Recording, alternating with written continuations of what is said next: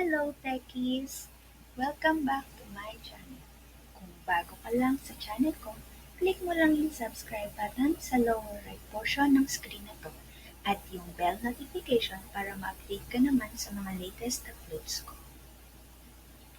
So, for today's video, allow me to share a video recording tool that helps you get your message across through instantly shareable videos.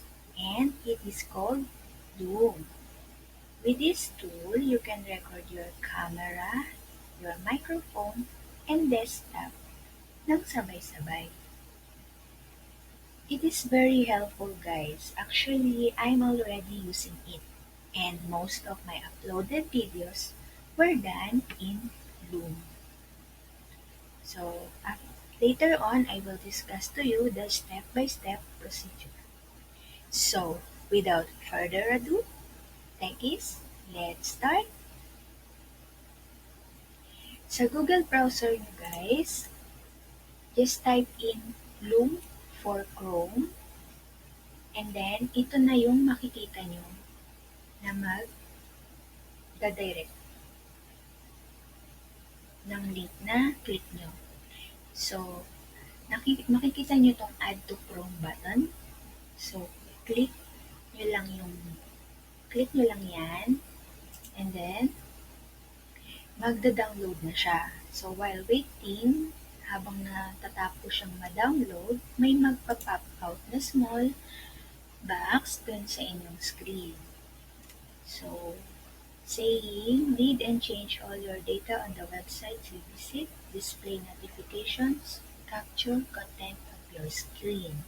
So, if you add the Loom sa extension nyo, ito po yon. Ito siya sa part na to mapupunta, yung parang piece of puzzle. And then, once na-install na po yung Loom dun sa desktop nyo or laptop, you can pin that tool para madali nyo siyang ma-access. So, may two ways po kung paano siya ipin. So, pwedeng click nyo lang yung pin icon na yan or yung 3 dots sa gilid and then select pin. And then, once you're done, you can now click on this flowery thing na symbol ng Loom. So, once you click on that, this will pop out on your screen. So, from here, pwede na tayo mag-start na mag-record. So, pwede nyo siyang iselect kung gusto nyo screen plus cam or screen only, tulad ng nakikita nyo sa akin ngayon, screen lang siya, or cam only. Then, you can select full desktop kung buong desktop nyo yung gusto nyong makita, or current tab only. So, kung halimbawa, Google browser lang, so pag sinelect nyo yung current tab, Google browser lang yung makikita. And then, don't forget to check this microphone audio. Kasi guys, baka mamaya, ang haba na nung naging recording nyo, hindi pala naka-on yung mic. So, sorry na lang. Start ulit kayo from the start. Yun. And then, you can see here another additional options na pwede nyong iset before you start recording. Use photo for screen only, tulad ng nakikita nyo dito sa akin ngayon. And once you deactivate this button, mawawala siya. So, hindi to makikita.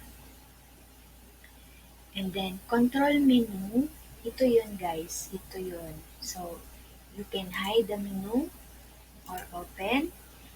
Then, once you want to start recording, click nyo lang to. So, siya yung play button. And then, if you want to pause for a while, just click this in the middle. Or, if you're done recording, just, or you want to cancel it, just click this X. And then, kung halimbawa ayaw nyo namang makita yung picture nyo, or makita kayo sa screen, pwede nyo itong i-hide. And then, itong photo nyo, pwede nyo rin siyang i-X para ma-close. By the way guys, you can change the size of your screen, I mean yung profile nyo. So, yung picture nyo na yan, pwede siyang bago-baguhin. So, yan, small, medium, large. Or, pwede nyo rin siyang i-locate anywhere on your desktop. So, ayan guys. So, after this, let me show you my screen, the other side of the screen. So, after nyo mag-record, just click nyo lang yung part na to and then finish recording. So, itong icon ng loom, habang nagre-record kayo, mawawala yung color niya. Ang matitira dyan, para siyang small dot. So, meaning, naka-activate na yung loom apps nyo while recording. And then, after recording, babalik na siya sa ganyang kulay.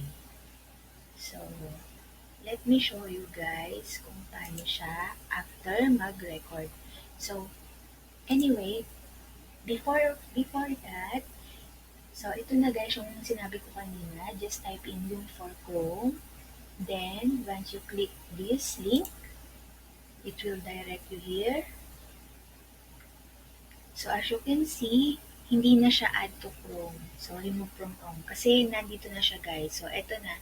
So, activated na yung aking loom. Kaya, ito yung makikita nyo. So, after ng recording, ito naman yung makikita nyong dashboard. Yung mga videos, yung video na currently na ni-record nyo, mag-a-appear siya dito guys. So, from there, pwede mo siyang ilagay sa folder, tulad nito. So, ayan, nakita nyo na. Nandito yung mga previews, videos na na-upload ko. So, yung mga video na yan, pwede mo na siyang i-download. So, pakita ko lang guys. So, ayan. Ito yung part na pwede mo na siyang i-download or duplicate video, or kung ayaw mo naman, perfectionist ka, so gusto mong ulitin yung recording mo, delete mo na lang. Yun. And then, kung halimbawa, isa kang tutor or teacher, tapos may na-miss na student mo yung topic for that day, so pwede mong isend yung link ng video na to. So, just click copy link and then send mo sa kanya through email or kung ano man yung gamit ng messaging apps. So, meron na siya, pwede na niyang mapanood ulit. And then, after that,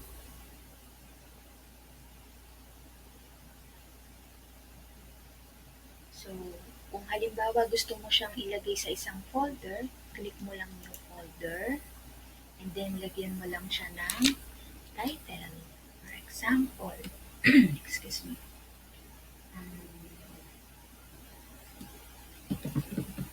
day 1 lesson. Yan. And then, yung video na para dun sa folder na yon, pwede mo siyang i-drag doon. Ayun. So, nandito na siya sa loob.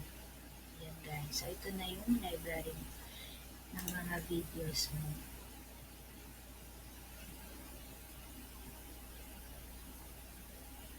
By the way guys, ito free account lang siya.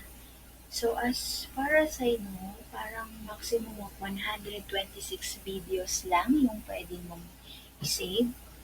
But, once na-reach nyo na yon, kailangan mong mag-purchase ng plan dito kay Loom para ma-upgrade yung number of videos na pwede mong ma-record using these apps. So, using this video recording tool. So, that's it. And that's all for today, guys. If you'll find this video helpful, please consider subscribing and share nyo na din sa mga kakilala nyo sa tingin nyo ay interesado para makatulong naman tayo sa kanila. Thank you for watching and see you on my next video. God bless everyone!